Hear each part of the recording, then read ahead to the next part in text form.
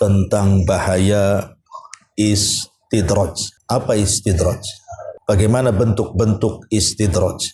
Apa bahayanya? Tentu ini pembahasan yang menarik kita akan bahas, karena istidraj ini perkara yang samar di tengah-tengah manusia, di mana ketika Allah Subhanahu wa taala membukakan nikmat kepada manusia, disangkanya bahwa Allah sedang sayang kepadanya. Padahal tanda sayang Allah Subhanahu wa taala bukan karena Allah membukakan dunia, tetapi banyak orang yang tertipu dan seolah-olah itu bagian daripada sayangnya Allah kepada dia.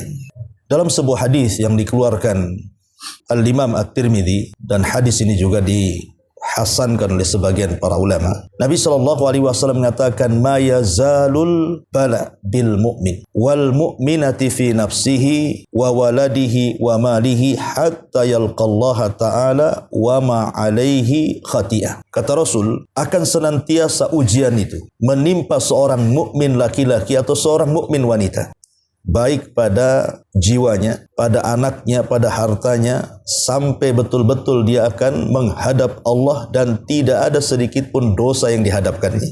Dari sini kita tahu bahwa salah satu sunnatullah, manusia itu pasti diberikan ujian oleh Allah Subhanahu wa taala. Karena ada 3 kepastian yang pasti berlaku kepada manusia. Satu, bahwa manusia pasti tidak akan istirahat di dunia. Akan terus ada cobaan dan demi cobaan yang akan menimpanya. Yang kedua, manusia pasti akan dibicarakan manusia. Maksudnya manusia akan dibicarakan manusia yang lainnya. Tidak ada satupun manusia yang tidak dibicarakan manusia yang lainnya. Kemudian yang ketiga, manusia pasti mengalami kematian. Inilah 3 kepastian. Makanya Allah Subhanahu wa taala mengatakan dalam surah Al-Ankabut ayat kedua dan ketiga itu, ahasiban nas an yutraku an yaqulu amanna wa hum la yuftanun wa laqad fatanna alladhina min qablihim fala ya'lamanna Allahu alladhina sadaqu wa la ya'lamannal kadzibin. Apakah manusia itu mengira setelah mereka mengucapkan kami beriman, tiba-tiba mereka tidak diuji? Tidak. Kami sudah menguji orang-orang sebelum mereka, supaya Allah mengetahui siapa di antara mereka yang jujur keimanannya dan siapa di antara mereka yang dusta keimanan. Artinya manusia itu akan senantiasa diberikan ujian oleh Allah Subhanahu wa taala, baik dari jiwanya, mungkin dengan sakit, bahkan sampai kematiannya, baik dengan anak-anaknya, mungkin dia durhaka kepada orang tuanya, baik dengan hartanya, boleh jadi kemudian memfitnah hidupnya. Masalahnya, di sana ada orang-orang yang sedikit ujian, tetapi Allah Subhanahu wa taala bentangkan nikmat kepada mereka. Usahanya dimudahkan padahal tidak pernah salat. Kekayaannya ditambah padahal dia kikir. Dunianya dibentangkan padahal terus di atas kemaksiatan. Lah, itulah yang disebut dengan istidraj. Dalam sebuah hadis, Nabi SAW mengatakan, idza ra'aitallaha yu'til abda minad dunya ala ma'asihi ma yuhib fa innama huwa istidraj. Apabila engkau melihat Allah Subhanahu wa taala memberikan yang banyak, dimudahkan rizkinya, dimudahkan usahanya, dimudahkan ekonominya, padahal dia di atas kemaksiatan yang ia suka melakukannya. Kata Rasul, ingat, itu disebut istidraj namanya.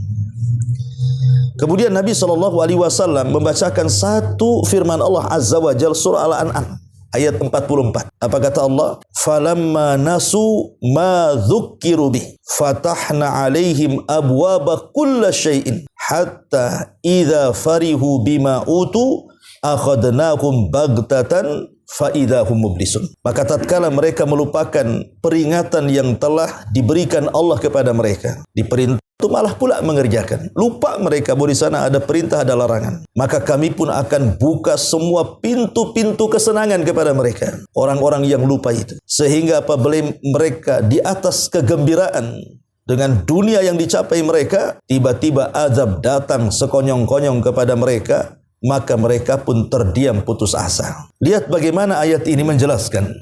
Ada sebagian orang itu yang ketika di atas kenikmatan dunia kepada mereka, mereka dilalaikan untuk berzikir kepada Allah Azza wa Jalla. Tapi kita bisa saksikan, ada orang-orang yang kemudian tanpa sadar akhirnya Allah azab di dunia sebelum akhirat. Tapi ada juga yang Allah biarkan sedemikian rupa mereka menikmati dunia, tapi ujian sedikit menimpa mereka. Bukan berarti kemudian mereka tidak akan diazab. Ada hari perhitungan di hadapan pengadilan Allah tentunya, kelak pada hari kiamat. Sebab kalau seandainya orang-orang yang diberikan kesenangan di atas kezaliman mereka tidak diberikan hukuman, maka ini tidak menunjukkan keadilan Allah. Kalau ada orang yang kemudian mengambil harta manusia, kemudian dia menikmati apa yang ia ambil itu, kemudian dia bersenang-senang di dunia tanpa ada azab di akhirat, mana keadilannya? Kasihan orang-orang yang dizalimi akhirnya. Tapi Allah Subhanahu wa taala Maha Adil. Tidak di dunia, di akhirat Allah Subhanahu wa taala akan mengazab mereka. Kita lihat dalam Al-Qur'an itu ada kisah namanya Ashabul Ukhdud. Kisah Ashabul Ukhdud itu dijelaskan dalam surah apa? Dalam surah pendek dalam juz amma. Qutila ashabul uhdud an-nari dzatil waqud. Dalam surah Al-Buruj, Allah Subhanahu wa taala menjelaskan bagaimana ganasnya ashabul uhdud itu ketika membakar 20.000 orang-orang yang beriman. Tapi Allah tidak menjelaskan dalam surah Al-Buruj itu hukuman bagi mereka. Padahal mereka sudah membakar orang-orang yang beriman itu 20.000 lebih, disebutkan oleh Ibnu Katsir itu. Dimasukkan ke dalam parit api. Tapi mereka tidak dijelaskan dalam Al-Quran, kok dibiarkan sama Allah, tidak diberikan hukuman. Maksudnya di dunia. Bukan berarti mereka tidak diberikan hukuman di dunia. Di akhirat, Allah Subhanahu wa taala menjelaskan bahwa mereka akan diazab dengan azab bakar. Artinya mereka akan dimasukkan ke dalam neraka. Makanya hati-hati seorang yang diberikan kekayaan di atas kemaksiatannya, kalau kemudian dibiarkan oleh Allah Subhanahu wa taala, bukan berarti Allah sayang kepada dia, tapi dia harus lebih hati-hati. Jangan-jangan Allah Subhanahu wa taala sedang membiarkannya untuk satu waktu Allah mengazabnya, naudzubillah. Ma'asyiral muslimin yang dimuliakan Allah Subhanahu wa taala, disebutkan dalam surah Asy-Syu'ara ayat 205 sampai 207. Allah Subhanahu wa taala mengatakan, "Afara'aita immatta'nahum sinin, tsumma ja'ahum ma kanu yu'adun, ma aghna 'anhum ma kanu yatamatta'un." Maka bagaimana pendapatmu jika kami berikan kepada mereka kenikmatan hidup bertahun-tahun, kemudian datang kepada mereka azab yang telah diancamkan kepada mereka, niscaya tidak berguna bagi mereka apa yang mereka nikmati selama ini. Terkadang ma'asyiral muslimin yang dimuliakan Allah Azza wa Jalla wa tufillah, ada orang-orang itu yang ketika di dunia hidupnya tidak pernah sengsara, tidak pernah susah, mulai dari lahir sampai dia mati senang terus. Boleh jadi mungkin ayahnya orang kaya, orang tuanya bergelimang harta, tiba-tiba meninggal, dia mendapatkan warisannya. Artinya bukan jerih payah dia punya kekayaan itu. Akhirnya boleh jadi mungkin warisan itu dikembangkannya, akhirnya dia makin kaya, seolah-olah hidupnya tidak pernah sengsara, senang saja sampai dia mati. Tapi kata Nabi SAW, ada manusia yang hidupnya di atas kesenangan sampai dia mati, tetapi Allah takdirkan termasuk penduduk neraka. Maka Allah akan panggil orang itu, kemudian Allah akan celupkan satu kali ke neraka, kemudian akan diangkat kembali. Kemudian Allah katakan, "Wahai fulan, apakah engkau mendapati di neraka itu secuil kenikmatan?" Dia mengatakan, "Ya Rabb, tidak sama sekali." Bahkan menghilangkan memori kalau dia itu pernah senang. Jadi kesenangan di dunia yang ia rasakan dari lahir sampai mati, dengan dicelupkannya dia ke neraka satu kali celupan, melupakan memori semua yang pernah dia alami di dunia. Subhanallah. Coba bayangkan bagaimana dahsyatnya neraka di sini. Bisa menghilangkan semuanya seolah-olah dia tidak pernah hidup senang. Lah disinilah jangan sampai kemudian orang itu tertipu dengan istidraj di sini. Ma'asyiral muslimin yang dimuliakan Allah Subhanahu wa taala, disebutkan oleh para ulama tentang gambaran istidraj itu seperti apa. Ada 6 perkara. Hati-hati kalau ada pada diri kita ini. Karena ini gambaran istidraj, 6 perkara ini. Pertama, Allah bukakan dunia semudah-mudahnya. Hati-hati kalau Allah Subhanahu wa taala membukakan dunia dengan sangat mudah. Buka usaha ini untung, buka usaha itu untung. Gelar ekonomi ini untung. Pokoknya apapun yang ia usahakan di dunia, tidak ada ruginya tuh. Ya mungkin sekali-kali rugi, tapi kalau kemudian diberikan keuntungan lebih banyak dibandingkan ruginya. Padahal ibadah dia itu tidak banyak. Tapi Allah Subhanahu wa taala seluasnya. Hati-hati kalau seperti ini. Jangan tertipu dengan mudahnya urusan dunia. Yang kedua, Allah Subhanahu wa taala memberikan tambahan umur. Usianya mungkin melampaui batas yang disabdakan Nabi SAW. Kata Rasul, usia umatku berapa? Antara 60 sampai 70. Ya. Tiba-tiba Allah berikan usia lebih daripada 70. Mungkin 80, mungkin 90. Ni hati-hati. Kok bisa ditambah usianya oleh Allah Subhanahu wa taala? Padahal dosanya itu tidak pernah berhenti. Kok ditambah usianya? Sementara ada anak-anak muda mati sebelum batas usia yang ditetapkan Nabi SAW. Mungkin di usia 40 tahun dia meninggal, mungkin di usia 45 dia meninggal. Ini 80 tahun tak mati-mati. Lah kalau diberikan usia panjang ini, sementara dia masih melakukan dosa, nih jangan-jangan istidraj nih. Karena umur ini kan nikmat dari Allah kan. Kata Nabi SAW, sebaik-baik manusia itu man tala umruhu wa hasuna amaluhu. Sebaik-baik manusia itu kalau Allah panjangkan umurnya, tapi baik pula di amalnya. Tapi seburuk-buruk manusia itu man tala umruhu wa sa'a amaluhu. Tapi ada orang yang dipanjangkan umurnya, buruk pula dia amalnya. Aneh. Hati-hati nih. Kalau buruk amalnya kemudian kok dipanjang-panjangkan umurnya, jangan-jangan ini istidraj. Ya. Ini yang kedua. Yang ketiga, boleh jadi Allah Subhanahu wa taala menunda azabnya. Harusnya sudah diazab orang kayak gini tuh. Mungkin karena kezalimannya itu. Kan ada hadis Nabi SAW, ada 2 perkara yang hukumannya itu Allah segerakan di dunia sebelum akhirat. Kata Nabi SAW, ma min dzambin ajjalallahu uqubatahu fid dunya qabla al-akhirah. Ada dosa yang disegerakan azabnya di dunia sebelum akhirat, kata Rasul. Apa itu? Al-baghyu wa qati'atur rahim. Orang yang suka melakukan kezaliman. Dengan kekayaannya dia zalim, karena orang kaya itu kan mudah melakukan kezaliman ya. Menzalimi diri sendiri dengan melakukan kemaksiatan kepada Allah, atau menzalimi orang. Datang ke tukang sihir, kasih duit sihir si Anu, kan itu ya. Datang ke Samsing, kasih duit, pukul si Anu. Orang kaya itu mudah saja dia melakukan kezaliman. Tetapi dia hidupnya tidak pernah diazab di dunia. Harusnya orang ini kan disegerakan hukumannya tuh. Atau orang-orang yang mutus silaturahim. Ini kalau Allah Subhanahu wa taala tunda azabnya di dunia, hati-hati. Ini jangan-jangan istidraj namanya. Kalau orang berlaku zalim kemudian tidak dihukum di dunia, ini istidraj namanya. Hati-hati, di akhirat dia akan diazab oleh Allah Azza wa Jalla. Ini yang ketiga. Yang keempat, nikmat dunia yang terus bertambah, tapi iman pula tak tambah. Ya, dunianya ditambah, imannya tak tambah. Dunia ditambah, takwanya pula tak tambah. Dunia ditambah, ibadah pula tak tambah. Lah ini juga bagian daripada istidraj.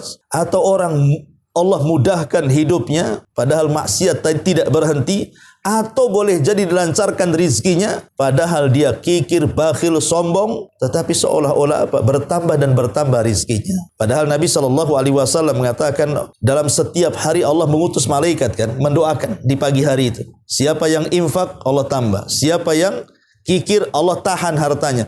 Tapi orang ini kikir tak ditahan pula hartanya itu, malah ditambah-tambah pula sama Allah. Nih hati-hati. Orang seperti ini disebut istidraj namanya. Lah inilah 6 perkara. Kalau ada pada diri kita, maka berhati-hati. Karena ada sebuah kata-kata emas dari para ulama salaf. Bagus sekali kata-katanya. Apa kata ulama salaf ini? Khif min wujudi ihsanihi ilaika. Takutlah jika kamu selalu mendapatkan kebaikan-kebaikan dari Allah Subhanahu wa taala. Khif min wujudi ihsanihi ilaika. Wadawamu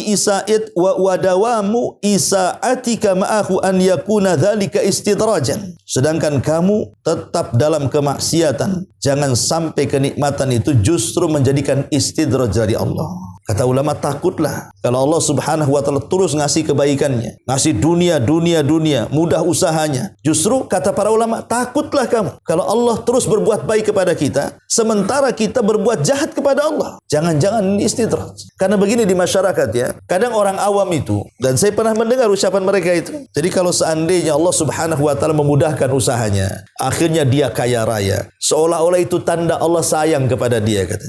Tapi sebaliknya kalau hidupnya belangsak gitu ya, melarat, susah ekonomi, itu dia suudzon kepada Allah, seolah-olah Allah benci pula sama dia. Dan itu digambarkan dalam Quran kan. Kalau diberikan kekayaan dia mengatakan apa? Rabbi akraman. Allah sedang memuliakan aku, katanya. Tapi kalau ditahan rizkinya, Rabbi ahanan. Rabbku sedang menghinakan aku. Ikhwan, orang kaya ataupun orang miskin itu bukan tanda Allah sayang, ya.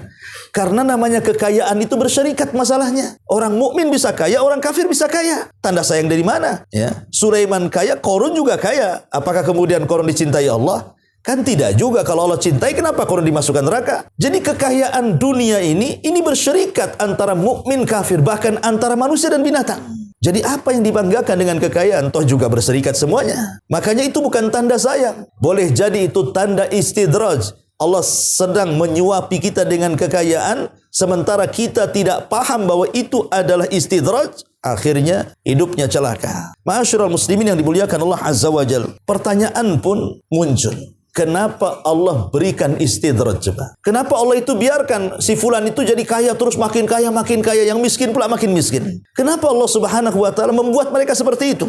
Kenapa enggak diazab saja orang-orang kayak gitu itu? Sudah maksiat tapi diberikan kekayaan pula kan itu. Ada apa dengan Allah ini? Karena ada orang yang kemudian menganggap tidak adil. Kenapa saya hidupnya miskin terus kok si anu kaya terus? Kenapa saya ini susah terus hidupnya kok si anu itu senang terus kan itu? Tentu akan terbentik pertanyaan seperti ini. Ya. Pertama, kenapa Allah Subhanahu wa taala melakukan seperti itu? Membiarkan si kaya makin kaya padahal di atas kemaksiatannya. Pertama karena sebenarnya Allah sedang memberikan waktu kepada mereka. Bertobat enggak? Ya. Kembali enggak? Sadar enggak? Taat enggak kan itu? Dibiarkan itu.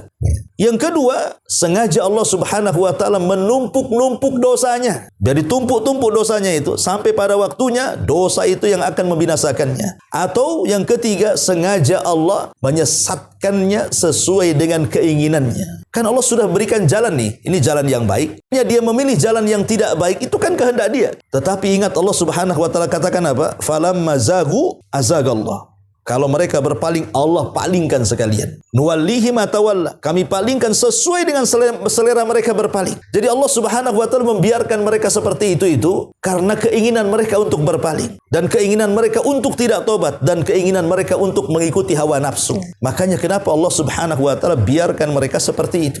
Sampai pada waktunya kata Allah, wa numli lahum inna kaidi matin. Kami biarkan mereka seperti itu, tapi ingat, tipu dayaku sangat manjur kata Allah. Tidak di akhir hayatnya, di dunia atau di akhirat kelak Allah azab Subhanahu wa taala. Lihat, dan saya saksikan juga ada orang-orang yang kaya, kematiannya itu susah sekali. Terkadang dibuat koma berbulan-bulan loh. Dia kan merasakan sakit yang luar biasa.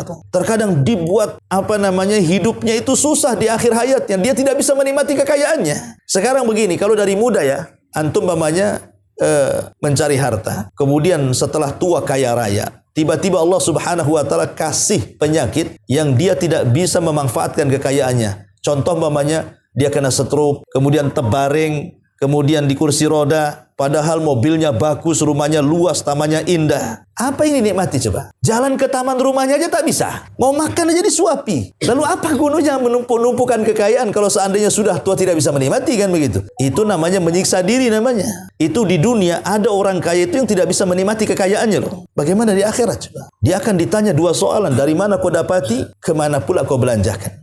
Dua soalan ini pasti harus dijawab. Dari mana kau dapat? Kemana kau belanjakan? Ada orang yang terbebas dari soalan yang pertama, belum tentu dia terbebas dari soalan yang kedua. Atau sebaliknya. Seperti ada orang yang sudah mencari kekayaan dengan cara yang halal. Betul-betul halal. Banting tulang, keringat bercucuran. Memang betul-betul halal dari pagi sampai sore dia bekerja. Tetapi rupanya setelah mendapatkan uang, dia gunakan untuk maksiat pula kepada Allah. Memang dia selamat dari soalan pertama kan? Dari mana kau dapat harta? Halal ya Rabb. Kemana kau belanjakan?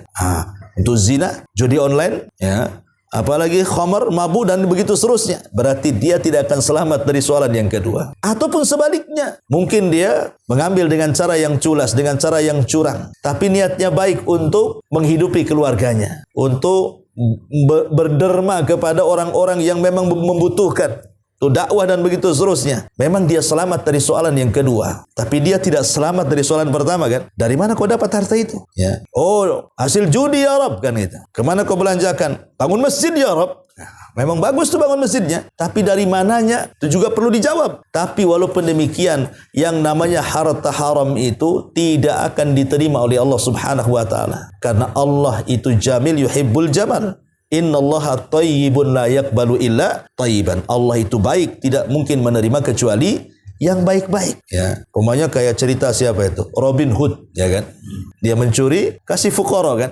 Diterima? Enggak. Dalam Islam itu Allah itu baik, tidak menerima kecuali yang baik-baik. Ya. Nah ini yang harus dipahami bahwa istidraj ini sangat bahaya sekali. Ya, Ma'asyiral muslimin wal muslimat rahimani wa rahimakumullah. Adapun bahayanya istidraj ini, Karena istidraj ini menyangkut dosa besar yang disebut dengan al-amnu min makrillah. Dia merasa aman dari makar Allah, itu masalahnya. Jadi kenapa istidraj ini sangat bahaya? Karena dia merasa aman dari makar Allah, itu masalahnya.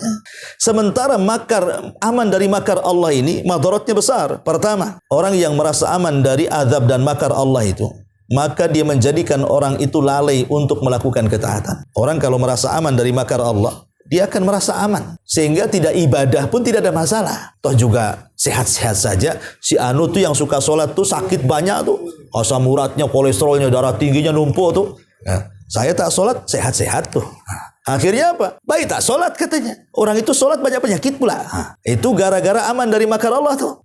Akhirnya dia lalai untuk beribadah kepada Allah Subhanahu wa taala. Ini yang pertama. Yang kedua, ingat bahwa merasa aman dari makar Allah Subhanahu wa taala itu apa bedanya Anda dengan binatang? Nggak ada beda. Ya. Lihat binatang itu aman-aman aja tuh kan. Ya, dia mau curi makanan kawannya ya aman-aman aja gitu ya. Dia mau hantam kawannya juga ya aman-aman saja. Nah, itulah orang yang aman dari makar Allah itu kurang lebih kehidupannya seperti binatang.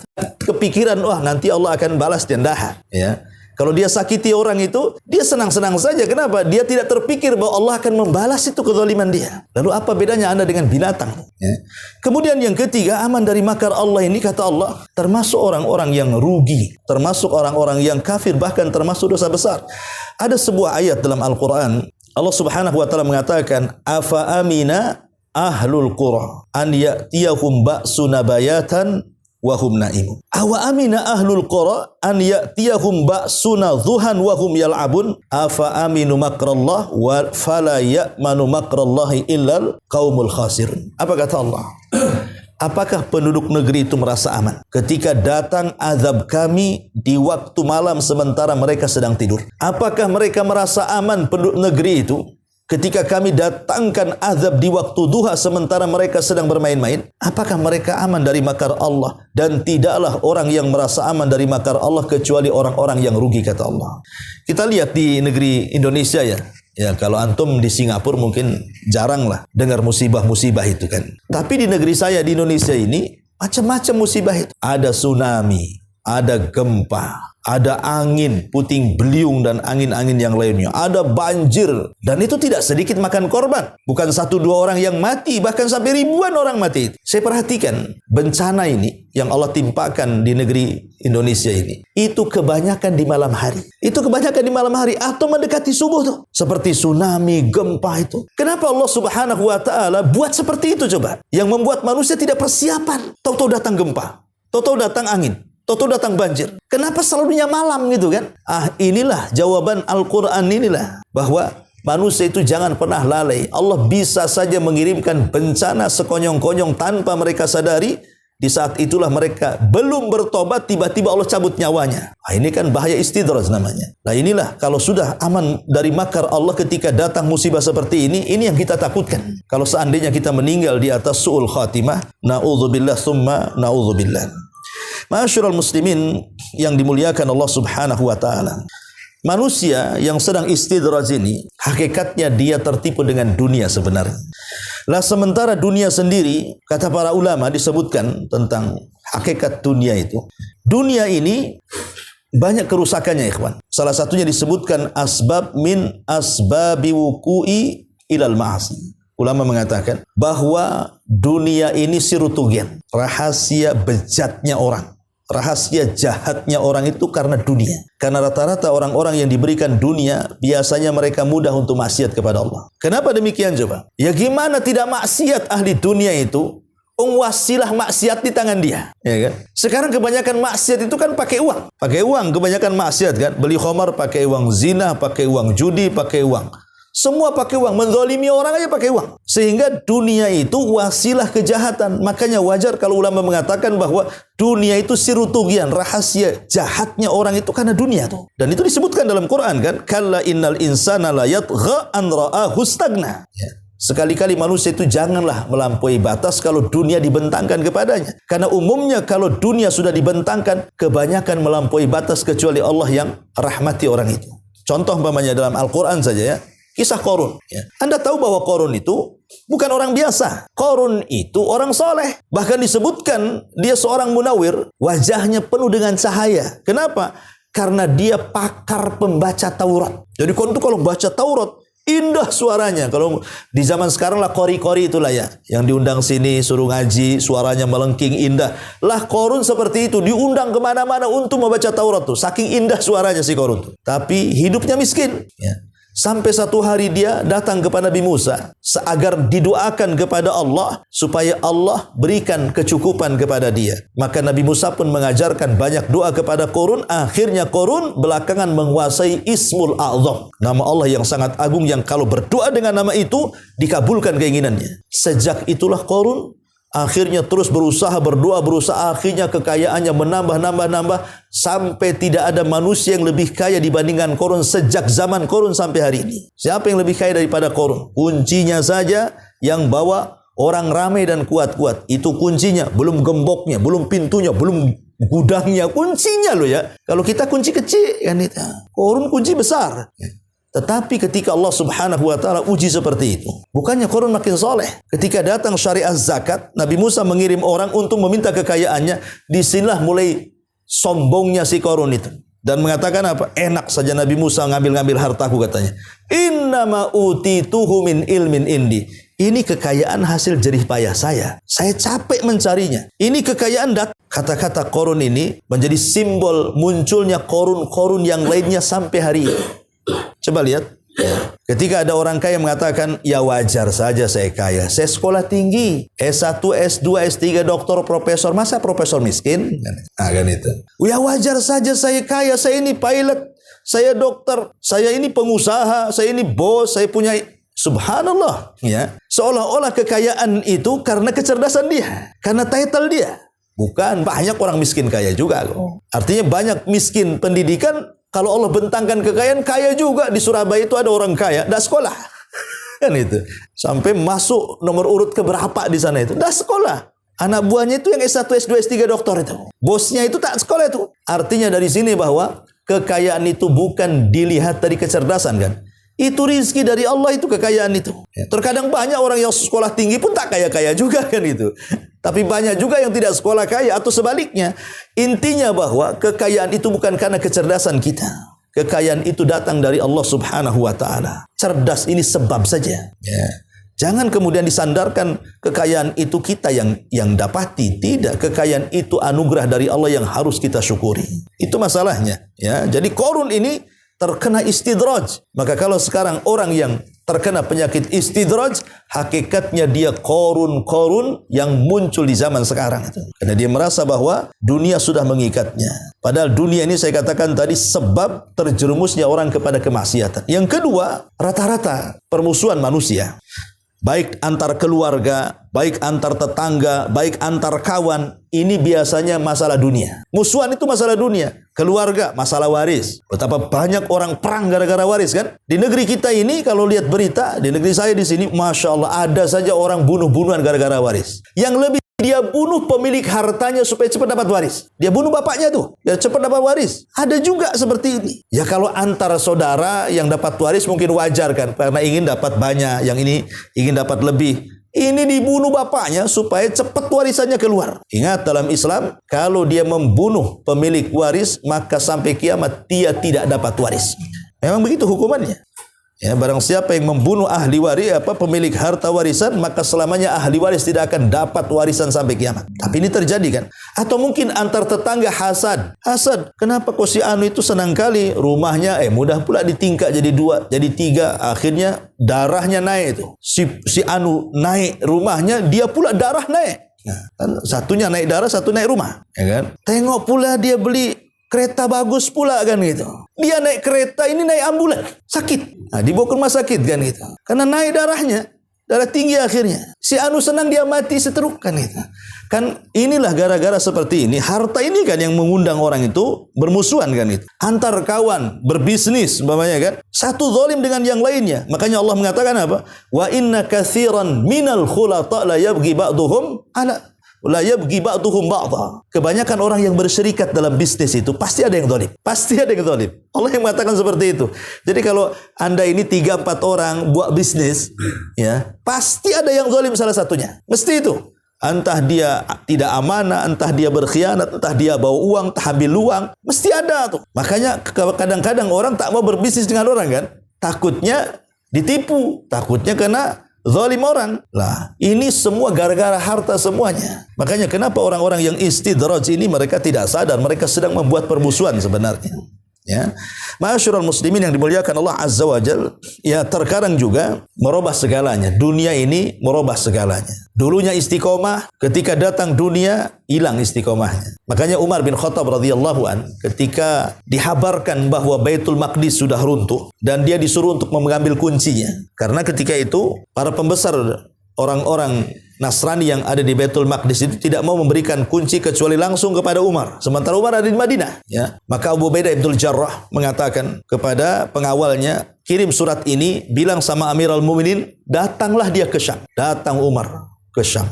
Ya, dengan pakaian yang seadanya. Tidak berubah sama sekali. Ketika kemudian sampai di Syam, maka dia ingin melihat kondisi prajurit, kondisi tentara, termasuk kondisi jenderal perangnya Abu Ubaidah bin Jarrah.